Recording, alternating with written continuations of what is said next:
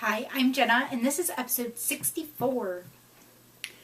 Oh, I hope everyone is having a great day, because it is a beautiful day here. I got up, and my hair might be a little crazy, because I have a love affair with my blow dryer, which has become a running joke on VKNs. And I didn't have a whole lot of time. My hair was still damp, and I went and ran errands this morning, and I went through the car wash, which it was like insanely busy, so everyone must have had the same idea to go and get their car washed. And then I went to a local greenhouse that I absolutely love because they have the most amazing flowers, and it's all family run, and it's the same people there every year that work there, and it's awesome. It's so awesome. So I went because Mother's Day weekend is the weekend after this coming one, and they'll be pretty picked over because everyone goes for Mother's Day and buys plants, and of course that's what I did. So now I have to go and I have to keep these plants alive for the next week and a half. So fingers crossed, right? But yeah, I totally have spring fever. It's crazy. Craziness. So, knit-alongs. We are wrapping up our crochet along. So it's not a knit-along. It's a CAL, not a KAL. So I went ahead and I pulled for the winners before I sat down to save on some time, because I'm itching to get outside where it's sunny and beautiful. Okay, so there were 71 entries, so numbers 2 through 72, because I was the first post. The first winner of the beautiful Pixie skein of Sun Valley Fibers, that is an MCN. Lovely. It's such a pretty color, and it's so soft. Is number 72, so a last minute entry, who is Chaotic Hooker, and her name is Amber. So Amber, please PM me with your full name and address, and this will be on its way zooming to you. And then the second winner, which was number 49, which was Lady Fernico, who is Marlicia, which is such a lovely name. You get the Sun Valley Fibers in the Periwinkle colorway, and it is also an MCN. A huge thank you to Jeanette of Sun Valley Fibers. So, what a great crochet along. I was really pleased at the number of entries, because I wasn't, sorry, I'm digging it over here. I have some stuff. I wasn't really sure how people would embrace it, because, you know, I'm mainly a knitter. Most people that I've met are mainly knitters, and you know, it's all about expanding your horizons, and for the most part, all of the different things we're going to be doing will be knitting related, but I wanted to, you know, there's so many people out there who are not multi-craftual with their yarn, and I wanted to kind of expand those horizons. So for May and June, our next technique knit-along is going to be felting, because I was kind of tossed up between felting and entrelac. I had one person that was like, entrelac, don't like it. But I love it. I think it's really fun. And we'll see. Unless if something else pops up, I'm not going to totally commit to the entrelac. If, you know, you really have an opinion, please post in the thread in the RetroLemonStudio group on Ravelry and let me know your opinion, because I'm quite curious. I want to do knit-alongs that people are interested in. So I have only made one felted item ever, and I think felting is terrifying. I don't know why. I think it's like loss of control of the end result. And you can't frog it. Like, once it's felted, it's felted. And I think that scares me too, because I'm like, well, if it didn't work out, I can't undo it. You can't unfelt something. So, so yeah, I figure, you know, felted projects usually work up pretty quick because you have a loose gauge. You can use a bulky or a worsted weight yarn, and then you just throw it in the washer and dryer and whatnot. I think the one thing I felt that I didn't put it in the dryer, just the washer. Anyways, you can do previously started projects as long as you haven't started the felting. So someone asked me, you know, they're working on slippers. I got one slipper done. Yeah, knit up the other one, felt them. You got 2 months. I will have to look at a calendar because I don't have one handy at the moment to tell you exactly what date that'll close. So, it'll be end of June, unless if, like, the end of June falls on, like, a Thursday, then I'll close it a day early. And, the prizes, for the knit-alongs, I will talk about later. Of course, if there's anyone out there who wants to donate a prize, please just let me know. All different kinds of things are welcome. Yarn, fiber, bags, stitch markers, books, you name it. Not picky. But it is due to generous donors that that the knit-along prizes can be as fabulous as they are. So, that's the Technique knit-along, but for May, and May only, during the month of May, we will be knitting Sam the Super Frog. I'm so excited. It was close there for a while. It was like neck and neck between Sam the Super Frog and Lulu the Fiber Spitting Ladybug. I'm like, how awesome is that? Because they're both awesome patterns, of course. Sam is special to me, so I was really kind of like hoping he'd win, but I don't vote for my own knit-alongs, which is nice because I used to have to go to see the results. You would have to vote, so I would like vote for a pattern that like I thought nobody else would vote for, or if I saw someone else had voted for one, I'd go vote for one. So I was never voting for the ones in the main running, or I would undo my vote, you know. But now you can click, there's a button where you can see the results and you don't have to vote, which is awesome because I'm not interfering with the winner. So, if you don't know, Sam was a collaboration between me and my son. He wanted a frog, but he didn't want just any frog. He wanted a super frog. So the arms had to be super dangly so they could stretch to the sky, and dangly legs because he's a frog. Frogs have long arms and legs, and he had to have a cape because, well, he's super. So, I'm really excited. I can't wait to see all the super frogs.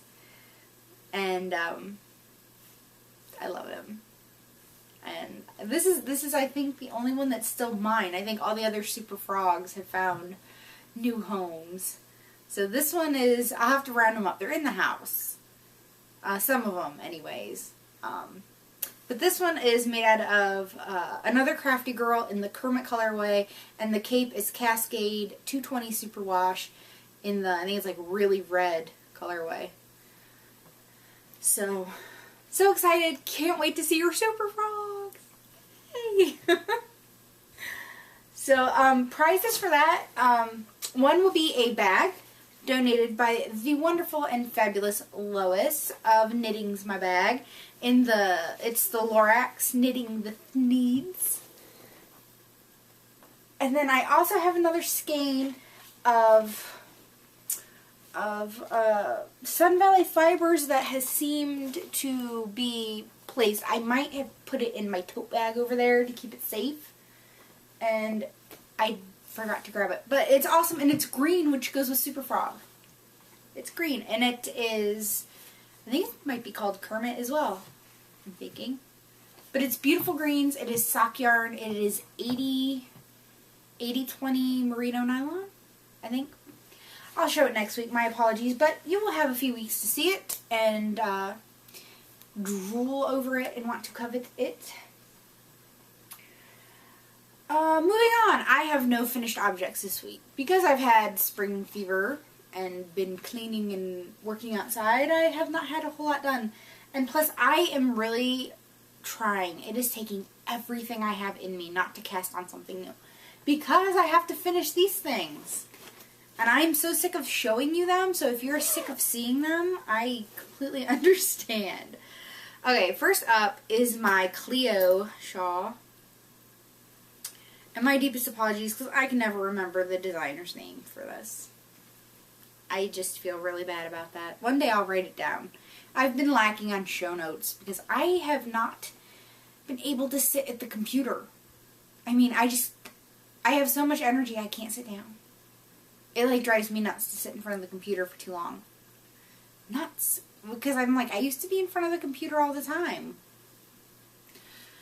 So I'm probably 60% of the way through the ruffle, because it is an applied lace ruffle. So you're binding off 2 stitches for every 4 rows, and it's the same handful of stitches each and every row. So you're constantly turning it, and it takes forever, and it's really long. So like I said, I've got about 60% of it done, because the middle is about here, I think, of the shawl. And then I have 2 here done. So I have this much more to go, and it's scrunched on my needle. This is a long needle, and it's really scrunched on it. And I work on this for a few hours at a time, and I feel like I don't get anywhere. I originally had planned to make this in some, Malabrigo. I'm like, couldn't remember. I knew it was an M. Malabrigo sock yarn, and I had real pretty colors, and I don't think I ever want to knit this again. I like the pattern. The pattern's pretty. The pattern has been easy to follow. I just don't like the edging because it takes forever. I don't think I have the patience to knit this again. Like, at this point, I wish I could, like, send it off and have it finished for me. I know, and I don't like feeling that way. I really don't. But I'm afraid if I stop working on it at all, if I put it in timeout, I will never pick it back up. And, I have to finish it because I need to take it with me for the Zombie Knitpocalypse retreat, because they're having a knit-along with shawls, and you have to do 2 colors, and one of those colors has to be green. So, this one is made of Dancing Dog Dye Works in the Stockinette Zombie colorway, which is the variegated. And the green, I believe, is Zombie Flesh Green. So I have to get this done for my trip, because I really wanted to participate in the knit-along. Let's see if I can... There we go. Let's kind of stretch it out for you. Like I said, it's a beautiful pattern. I'm really going to love it when it's done. I just don't feel it's ever going to get there. And then I'm like, okay, I need to try to wear more of my hand knits. I knit lots of shawls and I knit lots of stuff. And I hate to admit I don't wear a lot of it. Not because I don't like it, I just don't think about it, I guess. So I'm like trying to make an effort. I'm wearing my Henslow, which we did a knit along for at the beginning of last year. It was early in the year, I think, when we did that. We had a few different shawls. So I love this one. I actually bought this gray t-shirt when I was at Old Navy a week or two ago, a week and a half ago, I think. And in mind to go with this, because I really just, the problem why I think I've never wore this one before is I didn't have anything that goes with it. It's yellow and gray, and as much as I love yellow and gray together, I'm not the biggest fan of gray. So I had to buy something gray to go with it because they didn't have anything yellow. So, and then last but surely not least, the other thing I'm working on is my shawl design.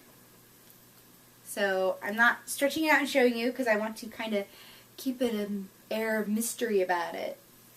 So I'm almost done. I am in the home stretch of this. I'm trying to use as close to all of the 150 grams that I got, and it looks like there's a lot, but really there's not. And it's a crescent shaped shawl, so it's this, the rows are getting longer and obviously using more yarn. So I should have this hopefully ready for testers in the next week. I just gotta find a good charting program. So if there's anyone out there that has used a good program to make lace charts, if you could, like I said, PM me, pop over into the group, leave a comment under episode 64, and let me know. Especially if there's like a really affordable one or a free one, because I don't know how much charting I'll ever really need to do, because it's not my specialty. It's just not what I normally design. I've really had a lot of fun doing it. It's definitely had challenges. It's had a lot of the math. The math at times has made my head hurt. I mean, I'm not horrible in math, but just to get the numbers to work right, because I really wanted everything to flow together right. I didn't want to have to keep adjusting the lace patterns for every section, and I just wanted everything to kind of flow. And there were lots of hours of swearing and scribbling out stuff on my notepad that I was working on. I will embarrassingly admit. So those are the only two things that I really worked on, and I'm just itching so bad to start something new. I want to cast everything on, and I was gifted, what was it, Sweet Street, is it called? By Lady Fernico, who was one of the winners in the group, yesterday, and I'm like, oh, I want to start it. I want to start it now. I don't have the yarn for it. I don't know what colors I want yet, but I know I want to start it so bad. So, because I love Vera Valamaki's designs. I mean, she does it like nobody else when it comes to colors. And I'm not even a big color work person. I mean, it's not color work, but it's big chunks and blocks of color, which is normally not something I'm drawn to, but she does it so well that I can't help myself. I still have to wear my color affection, speaking of Vera Valamaki patterns. I gotta find something that'll go with. I have a book review I wanted to do, because I have no yarny goodness to show this week. Sad panda. No, I've been good because I don't need to buy any. But I got this from the library. I happened to be driving past the library and was like, hey, let's see what knitting books they have. And a lot of it is the same old stuff, like stuff that, in my opinion, is just like outdated, and I'm like, I wish they'd trade it in for new. But I got this because I've seen this online and I've been really, really curious about it. And it is the Ohio Knitting Mills knitting book. Now, being the proud Ohioan that I am, of course I'm like so intrigued about this. So I've kind of skimmed it. I haven't really got to sit down and read it as much as I would have liked, but I just got it. But I love all the pictures in here. Like there's this one that shows women working in the mill. I love the pictures. The pictures, and then this is like a big company Christmas party. But my all-time favorite, out of like, oh, this isn't it, but I still think this is a great picture too. Workers in the mill. Let's see, my all-time favorite picture in the whole book. It's downtown Cleveland, looking from the west over the flats, the city's original industrial zone along the Cuyahoga River, from 1954. Now, to understand why I love this picture so much is I love Cleveland. I'm not from Cleveland. I'm from around Cleveland. Definitely close. Spent lots of time in Cleveland. Nobody can talk smack about Cleveland around me because I love the city so much. It really has a lot to offer, and it totally has gotten a bad rap. And I love this picture because it's looking down in the flats from the west, and I used to spend a ton of time in the west bank of the flats in my teenage years. So it's really awesome, and I love this picture. So I'm like, good. So, but it, like I said, it has lots of really great old pictures, and it moves through the decades. So it's from, let's see, what decade does it start off with? 40s, okay. I was thinking 50s, but it starts with the 40s and it goes through the 70s. And there are definitely, like, ones that I love, and there are definitely some misses. So I really can't wait to look through it and get the history, but I love the Father Knows Best cardigan. And it is just, you know, the good old button-up cardigan with the pocket. And I love, it shows the original. And it says, you know, Ohio Knitting Mills original design, fall 1954. And then it'll say, like, the area. So it's from, you know, Cleveland, Ohio. And it shows the original in the little picture. And then it shows the updated version, which the pattern is for, to the side of it. Love that. I love that there's history with it. I love that it's history that, you know, not necessarily directly applies to me because I'm not a Clevelander, although I am at heart. But, you know, I just love it. I love it so much. Just history of a city that I love. This one I really like too. It is the Abstract Impressionist. And I think they did a really great job of copying the style and the design. Love that. Ooh, past one. Okay, this one was a miss for me. Because it is the Go-Go Girl, and it's kind of like a go-go sweater. I mean, it's short. It's meant to be short. Now, the original is a chevron pattern. Really cute. Love the colors. It's got some deep pinks and a fuchsia and a little pop of light yellow. I'm not crazy about the choice of colors that they picked. It's just more monochromatic than what the original is. But the thing that bothered me the most about it is that they didn't do the chevrons. It's just straight stripes. And I just think you lost a lot of character when you took away the chevrons.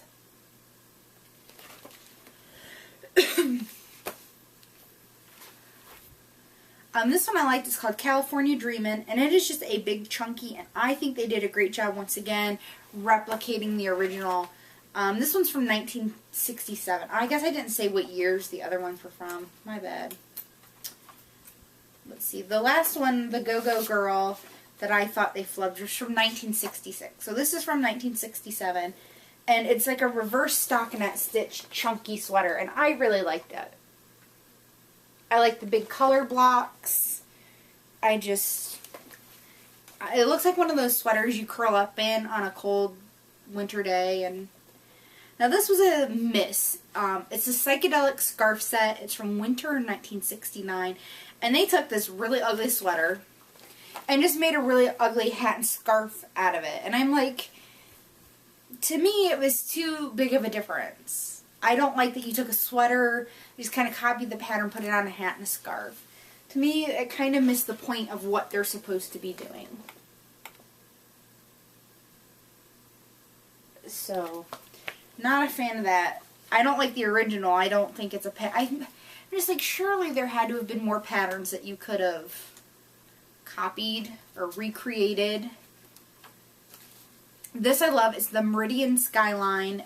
It's fall 1965. It is the cover dress, which is, you know, a very mod design. And they stuck really true. I'll show you the cover again. They stuck really true with the original, which I love. I'm like, if I was skinny enough, I would wear that. I don't know that I'd want to knit it, because it's just a lot of knitting with white yarn and black yarn, which I find boring. I like variegated, and I like bright, and I like loud. This is from fall 1970. It is the grooviest poncho, and I really do love this. Not quite the color, but I love the chevrons. I love the poncho. I really have this, like, this urge to knit myself a poncho, and I don't know why. Be like, I'll rock it like Ugly Betty. And this one is called Hippie Stash Bag. And once again, this one's from summer 1973. And I do not see how you got one of this from the other at all. Like, it's a total WTF kind of moment to me.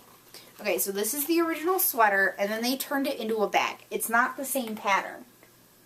It's a sweater into a bag, and then, I mean, kind of the same color scheme, but not even really that. It has the blue and the orange and some white, but they did green, and this has like a gold, and I'm like, I don't see it.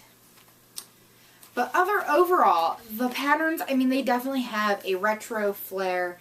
It takes you through, you know, 4 decades, 20, 30, 50, 4 decades, like doing the math. And it's really fun. There's other stuff that I really liked, and there was other stuff that I was like, nah. Definitely worth trying out from your library, or if you find it on sale. If you're an Ohioan and you definitely love the history of the city and the business and the knitting, like I do, I definitely think it's great. I think I would eventually like to own this book. It retails for $17.95. like I said, you can probably find it cheaper at Amazon, or sometimes Knit Picks has their book sale. But overall, I liked it. I can't wait to actually get to sit down and read all of the stories. I've kind of, you know, I've read some here and there. And I enjoyed the history of it.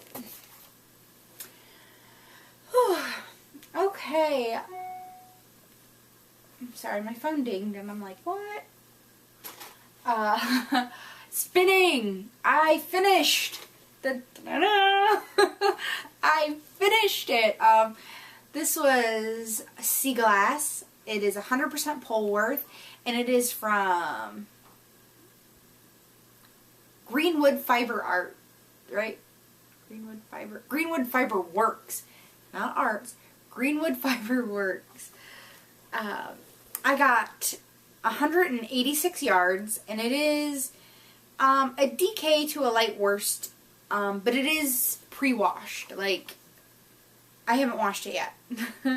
So, because I knew I wouldn't be able to have it dry, it would still probably be sopping wet by the time I got it off the bobbin and skeined up. So it is beautiful. I absolutely love Greenwood Fiber Works. This was a club shipment for January.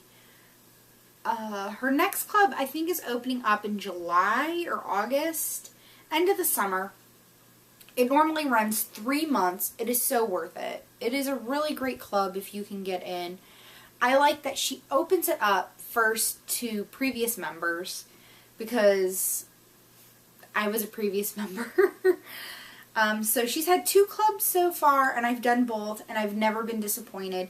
Even stuff that would be something I wouldn't normally buy myself, I ended up loving. I was so excited this was on Polworth, because Polworth is my personal favorite. It was really beautiful blues. I'm trying to think how, it's not quite a cobalt blue, it's not that dark. It's almost on the brink of being a periwinkle maybe. And then like a really pretty light avocado-y, almost chartreusey green, and an aqua, and it is loveliness. And because of the way I spin it, I want it super barber pulleyed. The colors did kind of get a little muddied compared to what I was expecting. But I think it's just because the colors aren't quite as bright to keep them from getting muddied upon each other. But it really is still gorgeous. It's a very calming colorway. It's not like a loud, in-your-face, bright. It is lovely. I mean, like I said, I've never been disappointed by a shipment of anything I've bought in her store. Well, there was the peacock that looked orange on the website that was brown, and I still liked it. It was slightly disappointing because I'm such a huge lover of orange. But you know what? She was cool about it, and I just let her know, hey, I think you should take a different picture. But everything I've spun of hers is amazing. Everything I've gotten in the mail is amazing. I've bought several bumps from her, and I really need to get back into the spinning. So there's nothing else on the bobbin right now because I had just gotten this off the bobbin last night because I plied it and then left it there, and I'm just glad to have it off. I think that's the longest I've ever had fiber on the wheel ever. And it's not because I didn't like it, and it's not because it wasn't fun to spin, because it spun beautifully. I just haven't had the time. Oh, excuse me. I feel really bad my wheel has been neglected. Terrible. But now that the weather's nicer, I like to go outside and spin. I love spinning in the fresh air and the sunshine. It just feels great. So I don't have any new fiber, and I don't have anything on the bobbin. So that's it for the knitting part. So don't forget, we're doing felting for May and June, and we're doing Sam the Super Frog just for May. So if you're leaving me here now, be like, bye. Because we're moving into a slice of life. Okay, So the good news is, because I talked last week that I kind of was losing weight a little too fast, which kind of got scary because you can have issues with your gallbladder and heart issues, and that, like, all the warnings that come up are kind of scary, like all the things that could go wrong. Because you got to think, I kind of think, well, I watch Biggest Loser, and these people are dropping like double digits a week, right? But they're also being very closely monitored by doctors all the time. They don't really show that on the show, but these people are being monitored like crazy. I'm not. I'm not going and running to the doctor over every little thing, and I don't go weekly to get, everything checked out. Because I'm trying to do it the safe way. I'm not hoping for Biggest Loser numbers or wanting it. I still have a long way to go. Long way. Like, I'm like a little over a third of the way of where I need to be. So, I lost 0.9, so just a hair under a pound this week, so I was really happy. Wasn't a huge number, which made me feel better, because if not, I was totally prepared to call my doctor after my weigh-in yesterday, because I always weigh in on Tuesdays, because the first of the year was on a Tuesday, so it's not like, oh, I weigh in the day before I podcast. It's nothing like that. I started Weight Watchers on January 1st, which was a Tuesday, so they just automatically made my weigh-in days every Tuesday. But this week, it was such a tough week. Like, my leg is finally really starting to feel better. But I'm also really leery about starting running because I don't want to hurt it again. I really don't want another setback with my exercise. And then I've been walking, like, every day. Even if it's just, like, around the yard or something with my dogs. Because my dogs, they're happiest, I think, when they're out walking and running. And sometimes my husband walks with me, which is nice. Although I think he gets bored. But he makes the effort for me. And we talk a lot, while we walk.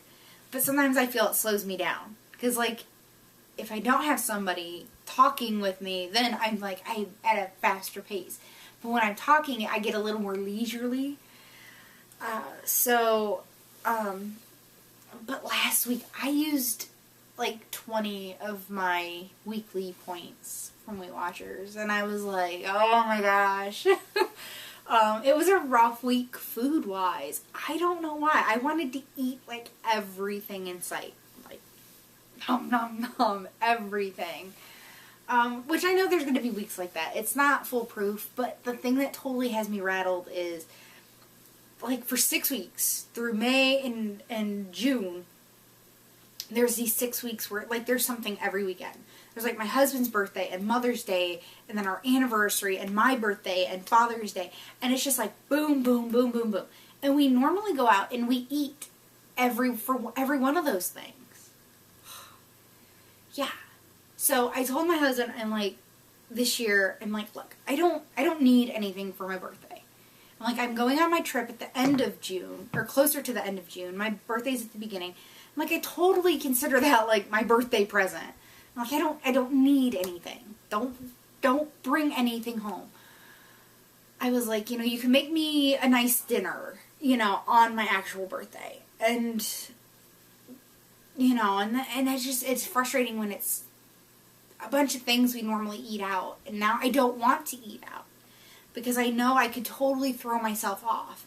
It's not like, oh, there's 1 or 2 things. I'm like, there's like 5 things that come up. And, he's like, what am I supposed to do for you for Mother's Day? Because he normally either takes me out for breakfast, or I think last year or the year before, he made like this big, huge, like, pancake and waffle breakfast. And there was syrup and bacon. And, and I'm like, oh, I don't even want to know how much one of his big waffles are, points-wise. But I've enjoyed the walking. The walking has been awesome, and I've been, like, taking lots of steps in my handy-dandy Fitbit, which I totally love. And it's fun now because I have, like, a dozen or so friends on the Fitbit, and you get to kind of see who's walking the most steps, and that's been a lot of fun.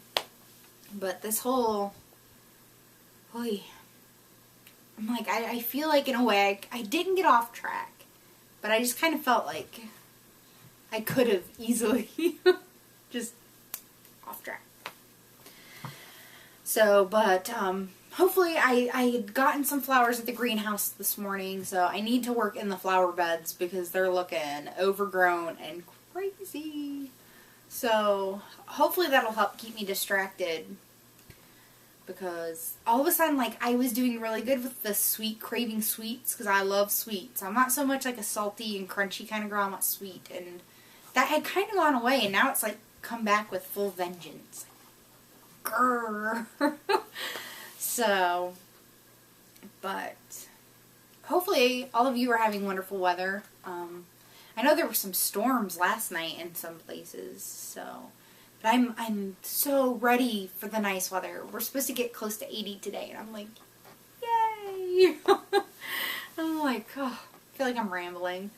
But it's just crazy. It's just so crazy, just everything. I feel like I'm being pulled apart in like 20 different ways, because I want to knit and I want to spin and I want to start a new project, but I got to finish these old projects, but I want to go work out in the flower beds, and I want to go for walks, and just there's not enough hours in the day, for sure. Like, I'm looking outside, I'm like, it's so sunny out. I'm like, I would totally record outside if it weren't a little windy. It's a little breezy, and I don't want y'all to have to deal with the wind, but I'd love to be outside right now. So, I'm trying to think. There was something I wanted to talk about, and it's totally escaping me. Not coming to me. Now, if I would have written show notes, that would have been one thing. But I just jotted down the winners of the prizes. So it's going well. Thank you all. Thank you all for your support. And, you know, I get so many nice PMs and comments about how much I'm inspiring other people. And, you know, there are so many of you that have shared your story with me, or have come and told me that I've inspired you, which inspires me to keep going. And I'm really, really appreciative, because I feel like when I've had times when I've gotten stuck or frustrated, or I needed to celebrate and just like scream something from the rooftops, that, you know, all of you have been amazing. I love it. Thank you, thank you, thank you. And thank you for sharing your stories, and I'm always so happy to hear them and to see other people sharing and other people making a difference, because it's so important. So, that's it for me this week. Hopefully I'll have a more exciting episode next week. And I gotta have something finished, because I feel like these projects are just slogging so slow. So, that's it. I'm Jenna, also known as RetroLemon. I am on Ravelry, Plurk, Twitter, Pinterest, RetroLemon on Weight Watchers, and Fitbit. I think you can send me an email invite, just retrolemon@gmail.com, because they make it hard. You can't just search for people, like, through usernames and stuff like that. So, I hear a noise. I think it's the dog. Kind of freaked me out for a minute. So, that's it for me this week. Until next week, I will see you then. Bye.